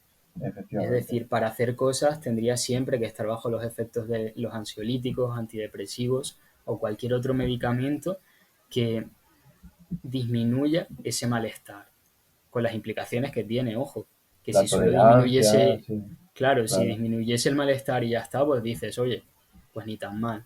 Pero luego tiene unos efectos secundarios que pocas veces se mencionan en el primer contacto, sino te lo venden siempre como algo, esto va a hacer que te mejores. Pero no te Mm, dicen, pues, la serie de efectos que también te va a producir la ingesta de ese tipo de medicamentos. sí, que pocos son buenos, la verdad. Todo se ha dicho. Pues sí, Bueno, siguiendo aquí con mis críticas a la enfermedad mental, tenemos que ninguna enfermedad depende de su contexto para ser una enfermedad, salvo las mentales. Tú fíjate lo que decía antes, el patrón de una persona con trastorno obsesivo compulsivo, que se lava mucho las manos, que está ujú. obsesionada con los gérmenes, etcétera, etcétera, ¿no? Tú ahora mismo ves una persona teniendo ese patrón y piensas que está enfermo. No, es que claro, No, es lo... De hecho, hasta como que te produciría una buena sensación porque está cuidando de ella misma y de los demás. O sea, la función claro, ha cambiado totalmente. claro, claro, efectivamente. O luego una persona que tiene un patrón de personalidad de trastorno de personalidad obsesivo compulsivo, que no es lo mismo que el trastorno obsesivo compulsivo.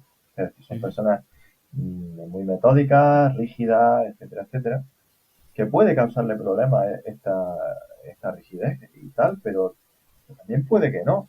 Si es una persona que tiene un empleo cuya exigencia por parte de ese empleo son ser metódico, ser rígido, etcétera, no hay enfermedad,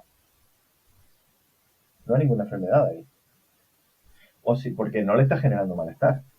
Claro. O un patrón de una persona ansiosa, pero que, no sé, algún contexto en el que ser de esta forma no suponga un problema, como yo que sé. Ujú. No sé, ahora mismo, No, ahora no, mismo no se me ocurre porque es lunes, pero claro.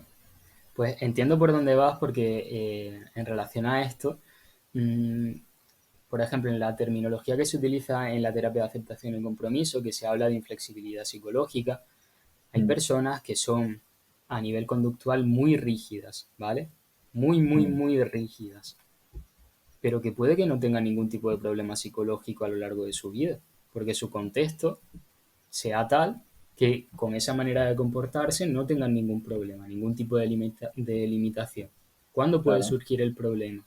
Cuando hay algún tipo de cambio en el contexto que ya empieza a generar limitación, empieza a hacer que esa persona se sienta mal, que vea que su desempeño no es como el desempeño que desea tener. Mm, Y eso ya, pues claro, con una historia de vida de, no sé, de 50 años, imagínate con ese tipo de patrón rígido, ¿cómo empiezas a cambiar para que flexibilice esas conductas, para que se adecúen al contexto nuevo que se le ha venido encima, como podría decirse? mm. Es decir, Es esa complicado. rigidez como tal no es un problema de por sí, al final es la limitación que te genera en tus vidas. Tú puedes ser una persona muy rígida y no tener problemas. Mm, Depende mucho de esa interacción de la que hablábamos, de tu propia conducta con el contexto. mm. Mira, se me acaba de ocurrir un ejemplo de puede Ujú. ser una persona que tenga patrones de conducta de ansiedad, ¿no? De ir siempre mirándolo todo con mucha precaución, con un poco de recelo a salir a la calle, quizás. Imagínate que eres un niño palestino. A la hora de caminar por la calle, a lo mejor tener ese patrón de ansiedad te salva de que un soldado israelí te meta un tiro. O sea, esto suena muy duro lo que estoy diciendo, pero quizá otros niños que no se mostraban de esa forma luego no han vivido para contarlo. Es un ejemplo muy radical al que me he ido, pero creo que Ujú. también ilustrativo al final, que es lo que importa. Y lo que quiero decir es que cualquier otra enfermedad no depende de su contexto para considerarse enfermedad. Tú si tienes una gripe, pues vas a tener fiebre, y vas a tener fiebre aquí, o en tu casa, o en el hospital, o en el trabajo.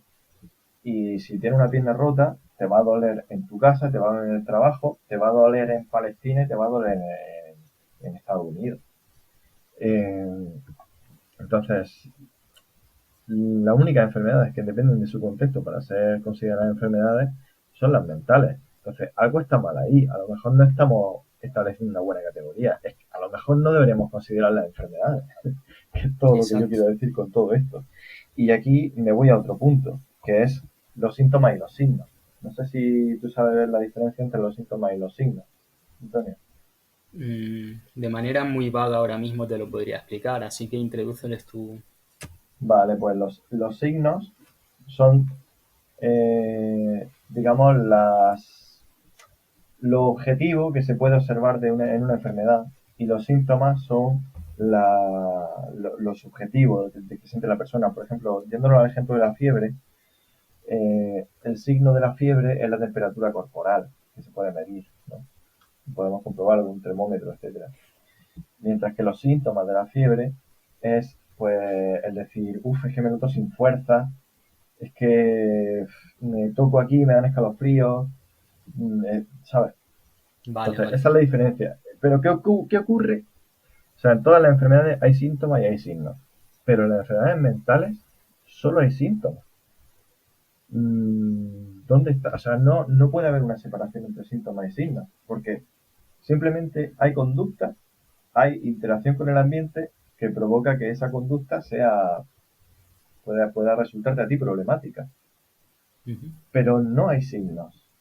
Eh, Incluso puede haber enfermedades donde haya signos pero no haya síntomas. Un ejemplo es, lo tenemos muy cercanito, el COVID-19, las personas que son asintomáticas, es decir, que no sienten no, no sienten, vamos, ningún síntoma, pero dan positivo luego en la prueba. Es decir, el signo está ahí, está el agente patologizante, pero no tienen ningún problema ellos en su vida. Esto puede ocurrir en enfermedades biológicas, pero en las mentales es imposible, o sea, no se puede dar. Y aquí vuelvo a Freixe y Baquet, que comparaba la enfermedad mental con cualquier otra enfermedad y él cogía como ejemplo la tuberculosis y mencionaba el bacilo de Koch. Que yo remito a los que nos estén escuchando que lean el artículo que se llama ¿Qué es conducta? De Freixe y Baquet porque es buenísimo. Pues sí, la verdad que Y todo el mundo debería leerlo al menos una vez sí, es que además porque es es muy ameno de leer. descriptivo, utiliza muchos ejemplos y se entiende muy bien a qué nos referimos cuando hablamos de conducta. Claro. Y en la tuberculosis, tienes la tuberculosis, ¿no? Y tú preguntas, ¿por qué tienes tuberculosis? Y puedes responder fácilmente y decir, porque tengo el bacilo de Koch, que es el agente patologizante que ha entrado en mi cuerpo, me ha infectado, etcétera, etcétera, etcétera. Ujú. Pero si te preguntan, o sea, si tú dices tengo depresión y te preguntan por qué tienes depresión, ¿dónde está el agente que te ha producido la depresión o la ansiedad o cualquier otra cosa, cualquier otra enfermedad mental? Recordemos que siempre que digo enfermedad mental lo digo entre comillas. Luego, saltémonos este paso, saltémonos porque es muy obvio preguntarlo, ¿no? Pero ya vámonos a otra cosa. Eh, la desaparición del síntoma, ¿vale? La tuberculosis, ¿qué produce? Toser. Si tú coges un jarabe para la tos y te lo tomas, o te preparas de esto miel con limón, etcétera, y de algún modo consigues dejar de toser, desaparece el síntoma visible. Pero ¿ha desaparecido la enfermedad con ese jarabe para la tos, Antonio? No, claro que no. No, porque el vacío de tos sigue ahí. Es evidente, o sea, el jarabe para la tos te sirve para mitigar un poco el malestar de estar sin dejar de toser, pero el vacío sigue ahí y tú sigues enfermo de tuberculosis. Pero ¿qué Claro. pasa si el síntoma, solo el síntoma, de una enfermedad mental desaparece? Es decir, si todos los síntomas de la depresión desaparecen, ¿podemos decir que en realidad esta persona sigue teniendo depresión? Claro, No, no se puede. No se claro. puede porque Sí, sí, sí. pillas por donde voy, ¿no? Sí, sí, sí, sí.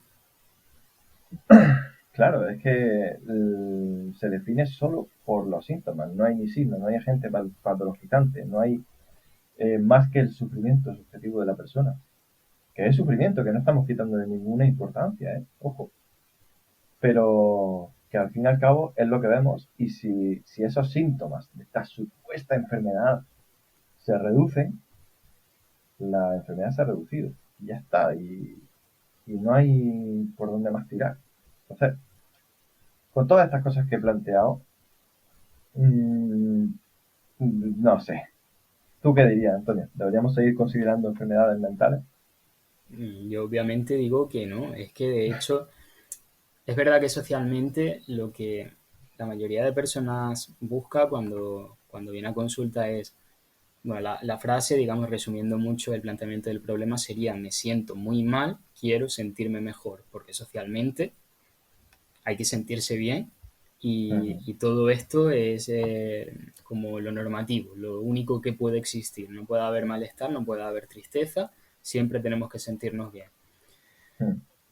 Pero claro, te plantean eso, me siento de esta manera y quiero sentirme en esto. Cuando exploras un poco, es que te das cuenta de todos los cambios que hay detrás. No sé, una separación, un problema familiar, un despido, eh, no sé, una limitación a nivel de, por ejemplo, lo que decías antes, de exponer en clase, eh, no sé, problemas de bullying. Es que, claro, cuando exploras de verdad te puedes dar cuenta de cuáles son los factores que pueden haber probabilizado que se sienta así esta persona. Sí. Entonces el foco habría que ponerlo más bien en cómo podemos ayudar a esta persona que en esas situaciones que le generan esa manera de sentirse, puede haber una serie de cambios que la lleven a sentirse un poco mejor, pero como de manera secundaria. Al final lo que esa persona quiere es que cambien las cosas en las áreas que son problemáticas para ella. Y eso, Mm. claro, que va a repercutir en cómo se siente, pero el cambio está ahí, el cambio está en esas áreas que le generan problemas a ella. Efectivamente. Por tanto, Y, yo creo que con todo lo que has explicado, el tema de enfermedad mental es que no se sostiene por ningún lado. Este mm. término como tal no se sostiene. Y aparte de eso, porque podríamos decir, bueno, vale, sí, el término no se sostiene, pero a lo mejor para los pacientes es beneficioso hablar de enfermedad mental. No, porque la enfermedad, o sea, decir que algo es una enfermedad supone colocarlo en un plano ajeno, en un plano que no es la conducta, sino que es algo externo que te hace, te provoca comportarte de determinada manera, y eso hace que te veas menos capaz de cambiarlo por ti mismo. Y ojo, por ti mismo no estamos diciendo que, no lo digo en plan autoayuda, ¿vale? Ujú. Pero quiero decir que tú vas a consulta psicológica y al final los cambios, aunque en principio sean pequeñitos y tal, a la postre lo vas a tener que ir haciendo tú. Pero esa idea de que es una enfermedad, y yo he oído a mucha gente decir que son incapacitantes, a mí me lleva a decir, bueno, pues entonces, claro, lo único que queda es tomarse antidepresivos, porque yo no voy a poder hacer nada por cambiarlo, Claro, ¿no? ¿Qué sentido tiene que yo vaya a terapia psicológica? Yo voy al médico y que me resulta que me recete antidepresivos y ya está. claro, al final al hablar de enfermedad mental Y te aparte lo condenan, estigmatizante que es. claro, te condenan a ser pasivo con respecto a eso que se llama enfermedad mental, pero tampoco te dicen el agente causal que puedes modificar para mejorar, como podría ser algún tipo de problema médico. Uh -huh. O sea, te condena doblemente, te golpean dos veces con ese término. Aunque Sí. vuelvo a repetir que a nivel social, tanto la propia persona que acude a consulta como el propio sistema distribuyen y esperan estas etiquetas diagnósticas, intentando alegar que hay una supuesta comprensión de lo que pasa al alegar una etiqueta diagnóstica. Mm.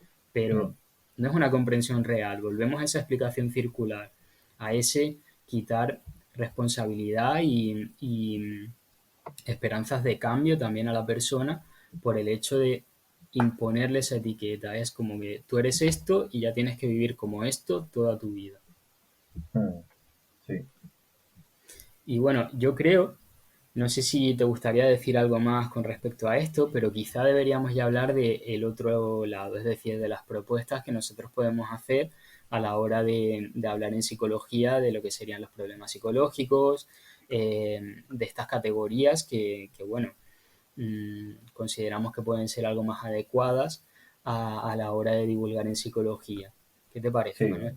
me parece perfecto. Yo no tengo nada más que añadir a lo que ya hemos dicho, así que vamos a ponernos un poco más Ujú. optimistas y hablar, bueno, tenemos bueno, no una colaboración, es una propuesta, Sí, una interacción que hemos tenido sí, pusimos con, la semana pasada en Twitter, bueno, abrimos la posibilidad de que pudieseis escribirnos para tocar y responder determinados puntos que vosotros quisieseis que expusiésemos aquí. Y, y habló una usuaria de Twitter que es arroba lady barra baja musarana, que se llama Isa, y preguntó dos cosas. La primera que preguntó fue que cuál sería la denominación más adecuada que podría ser diferente a esto que se conoce como trastorno mental o enfermedad mental.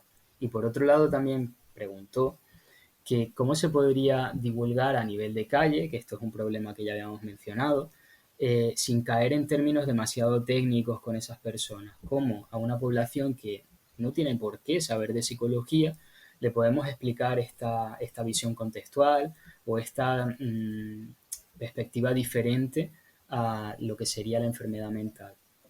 ¿Tú qué opinas, Manuel?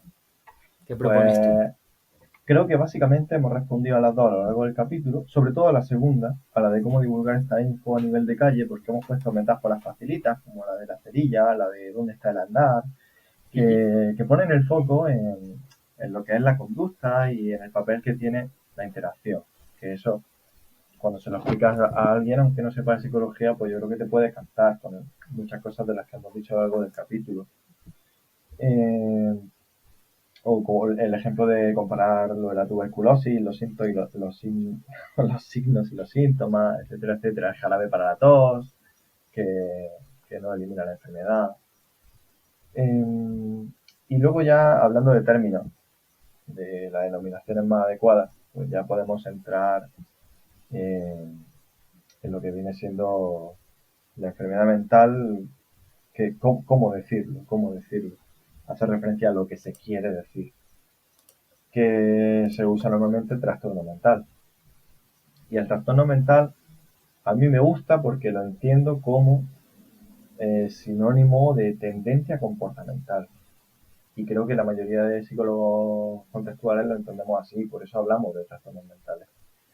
Pero me preocupa que a nivel de calle, trastorno mental se entienda como un sinónimo de enfermedad mental, que Claro. se diga indistintamente. Te digo enfermedad como puedo decir trastorno y ya está ahí. Y no entiendo el matiz que hay ahí. Uh -huh. No sé tú cómo ves eso.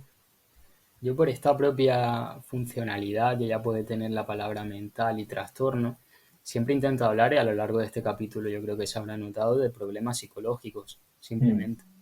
sí, Y mejor, creo que claro. podría ser adecuado hablar de esta manera. Es verdad que luego habría que entrar en definir qué es lo psicológico de los problemas psicológicos y qué son los problemas de estos problemas psicológicos, pero a nivel de divulgar a personas que no conozcan mucho sobre psicología, quizá podría ser un término adecuado. Hmm. Bien, aquí, en función de lo que dices, me voy a corregir yo mismo, porque digo, claro, me gusta trastorno mental porque lo entiendo como sinónimo de tendencia comportamental. Pero entonces, ¿por qué no saltarme ese paso y decir directamente tendencia comportamental? En vez de decir Claro, trastorno mental. Claro. claro. Eh, Por eso también, bueno, a la hora de hablar de los problemas psicológicos en las terapias de tercera generación, concretamente en la terapia de aceptación y compromiso, primero se habló de una categoría transdiagnóstica, que era la categoría de evitación experiencial. Es sí. verdad que luego ha tenido su evolución a inflexibilidad psicológica, que creo que es el término que actualmente se utiliza, porque al final es un patrón de inflexibilidad psicológica, un patrón conductual que produce problemas por ser inflexible en cuanto a las respuestas que se dan al contexto en ese momento. Mm. Podría ser una alternativa también. Sí, a mí me gusta mucho la idea de evitación experiencial, porque no patologiza y además te pone el foco en eso, en la conducta que te lleva al problema, que es evitar Uh al -huh. fin y al cabo. evitar una experiencia. Y que no es algo malo de decir, es que eres tonto por evitar, sino que normalmente cuando se habla de eso, se trabaja poniendo en contexto cómo esta persona llega a evitar eso y que realmente tiene sentido para él hacerlo, Claro, porque a corto plazo le funciona. sí, es bastante descriptivo como tal. A mí, por ejemplo, el primero de los términos que se utilizaba en los primeros libros, que era trastorno de evitación experiencial, yo creo que podría ser problemático por utilizar esto mismo de trastorno. Y Mm, a lo mejor el de evitación experiencial como tal puede llegar a malinterpretarse si no se lee bastante sobre el significado que puede tener esta evitación experiencial, qué es lo que se evita, a qué se refieren con ese término.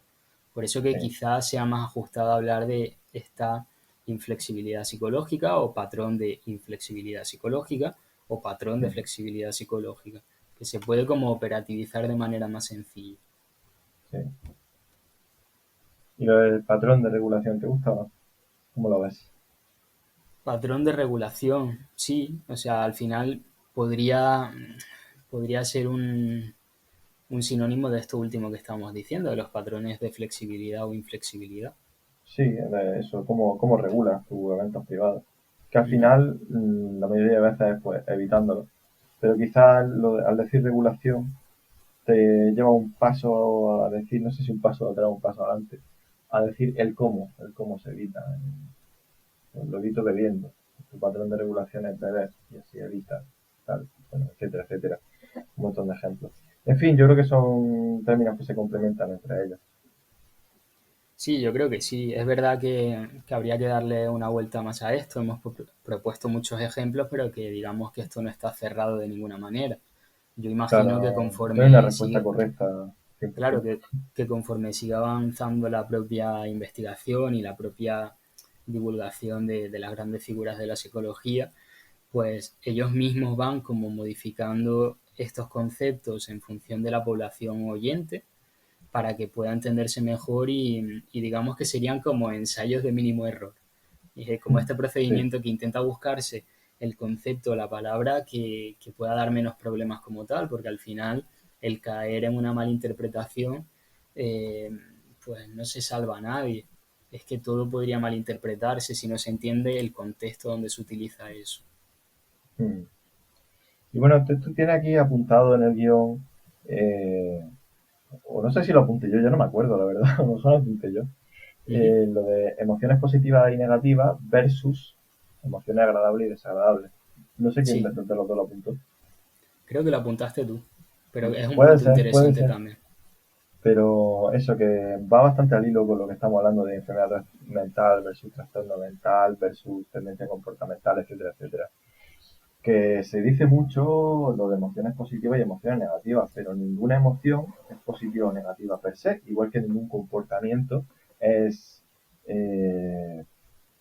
problemático per se, sino que depende siempre del contexto. Eso sí, las emociones pueden ser agradables o desagradables, evidentemente. Uh -huh. Eh, Normalmente experimentar ira nunca va a ser agradable, ni experimentar tristeza tampoco va a ser agradable. Pero decir que es negativo ya fomenta esa evitación de la que estábamos hablando antes. Claro. No tiene que ser, por qué ser negativo, es simplemente algo natural, algo que, que a veces hay que experimentar y que puede llevarte, no sé, a lo mejor a reflexionar sobre una situación que quieras cambiar, en fin, ya depende del contexto. Es que no se puede hablar nunca en términos generales en estas cosas. Claro, y esto de positivo y negativo en cuanto a las emociones o los pensamientos, pensamientos buenos y pensamientos malos, al final llega a ser problemático porque es como que ya probabilizas una respuesta de evitación con todo lo que no pueda ser agradable. Es decir, ya buscamos huir de todo eso cuando si te pones a leer un poco sobre emociones te das cuenta que todas tienen un sentido y una función. Es verdad que conforme ha ido avanzando la sociedad, quizás determinadas emociones son más desagradables, como decías tú antes, pero todas tienen un sentido como tal, todas nos dicen algo de alguna manera. Y Bueno, bueno, pues para cerrar un sí. poco este punto, que lo has dicho tú también, que a la hora de divulgar, que era la segunda de las preguntas que hacía esta usuaria, Isa, Yo creo que un buen recurso para divulgar con personas que no sean psicólogas o no estén dentro del mundo de la psicología sería utilizar metáforas. Pero en este punto también pongo como una etiqueta de alerta. No Mm, utilizar siempre las mismas metáforas y cuando expliques, el analizar de manera concreta mmm, qué impacto está teniendo esa metáfora. ¿Está liando más a la persona o de verdad está estableciendo relaciones sobre lo que intentas explicar? Es decir, eh, la metáfora que estás utilizando sí que puede ser una buena metáfora o una mala metáfora. El soltar una metáfora que pueda parecer muy bonita no tiene por qué ser funcional para la persona que la recibe. Hablaremos también en otro capítulo del tema de las metáforas, porque, bueno, si queréis leer sobre esto, Niklas Torneke tiene un libro que ahora mismo no recuerdo el nombre, pero tiene que ver con esta investigación que hay sobre las metáforas. Viene a sí. decir básicamente una de las cosas más interesantes, aunque súper amplio, que el lenguaje tiene incrustadas metáforas de por sí. Si ponemos a analizar cada una de las palabras que vamos diciendo, es que Claro, pueden tú has tener dicho ahora una. mismo, has dicho incrustadas. Eso ya en ¿Ves? sí es Claro, lenguaje eso metafórico. ya es metafórico de por sí. Es decir, el propio lenguaje está construido con metáforas y por tanto la comunicación con metáforas tiene una función. Y Mm, ahí habla, bueno, un poco de cuál es el objetivo de la metáfora. Digamos, la metáfora no puede ser más difusa que el concepto que busca explicar, sino tiene que intentar ser más sencilla que el target objetivo que se busca explicar con esa metáfora. Así que sí, mm. que a la hora de divulgar, utilizar metáforas podría ser un buen recurso para hacer entender todo esto que hemos ido hablando a lo largo del capítulo a personas que no sean psicólogas como tal. ¿Quieres Pues sí, me comentar algo más parece. sobre esto, Manuel? No, ya está, me parece que es una muy buena idea eso, trabajar con metáforas. De hecho, eh, lo dejé caer yo antes también, que habíamos puesto unas cuantas metáforas aquí a lo largo del capítulo que podían servir para hacer llegar a la gente. Y eso lo que tú dices, que no todo el mundo es igual de receptivo a todas las metáforas, así que hay que adaptarse un poco. Claro. Pero bueno, hemos puesto varias que pueden servir de guía. Vale, pues si te parece vamos a pasar a la sección que hace ya unos capítulos que no introducimos, que Sí, es la sección sobre, bueno, en esta sección nosotros introducimos una frase, ¿vale? Que puede ser una frase de Rafael Santandreu o puede ser una frase de cualquier otra persona o de una película, de un libro o lo que sea. Pero que vosotros o de tenéis que un determinar, azucarillo. claro, que vosotros tenéis que determinar si es una frase de Rafael Santandreu o es una frase que puede ser de otro contexto. Si sois precisos a la hora de decirnos de dónde es esa frase, pues mejor todavía. Normalmente lo que hacemos es planteamos la respuesta y valoramos un poco de quién era la frase que habíamos propuesto en el capítulo anterior y proponemos una nueva para que le deis una vuelta y penséis si es una frase de Rafael Santandreu o no. Y más allá de eso, es decir, de quién podría ser esa frase. La frase que habíamos propuesto en el capítulo anterior que hicimos esta sección era la siguiente. Eres más valiente de lo que crees, más fuerte de lo que pareces y más inteligente de lo que piensas. ¿De quién era esta frase, Manuel? De Rafa... No, es broma, era de Winnie the Pooh. Que la frase me parece demasiado buena para ser de Rafael Santander. Madre mía, vaya bif acaba de lanzar aquí Manuel. Pero, pero sí, la verdad que esta frase no era de Rafael Santandreu, era de Winnie the Pooh. No sé de qué película concretamente, pero ya sabéis de quién es. ¿Qué te parece? ¿Proponemos la nueva frase, Manuel? Vamos a proponerla así. Venga, dila tú. Venga. La siguiente frase es: ponle alegría a tu vida. Es inevitable los tropiezos que te pone la vida, pero recuerda tener siempre una sonrisa en la cara. Es la medicina más eficaz que hay. Vale, Difícil, ¿eh? A mí me dicen esta frase sin saber de quién es y yo no sabría decir, ¿eh? claro, no sabrías por qué decantarte. Vamos a dejarla Mm. ahí. Es mejor ahora pronunciarnos con el silencio para que la gente pueda pensar eh, de quién puede ser esta frase. Pero lo que sí quiero relacionar con esto es, bueno, lo que viene a decir de por un lado medicina, que viene un poco relacionado con lo que hemos ido debatiendo a lo largo del capítulo de hoy, y también con lo de sonrisa en la cara. La Mm. sonrisa en la cara es la medicina más eficaz que hay. Ujú. Vale. Sobre esto vamos a plantear en el siguiente capítulo, y estamos de hecho muy felices por ello, una temática bastante especial, que vamos a titular La triste dictadura de la felicidad. Lo volveré a repetir al final de este capítulo, pero que tengáis en mente que ya vamos a tocar algo relacionado con esta frase. Ujú. Y sin más, ¿qué te parece si pasamos a regalo? Sí, me parece estupendo. Cuéntanos, Antonio, qué traemos hoy de regalo. Vale, pues Bueno, se ha el, mencionado anteriormente. sí, el regalo que traemos hoy sería otro artículo de Marino Pérez que dejaremos en las notas del programa.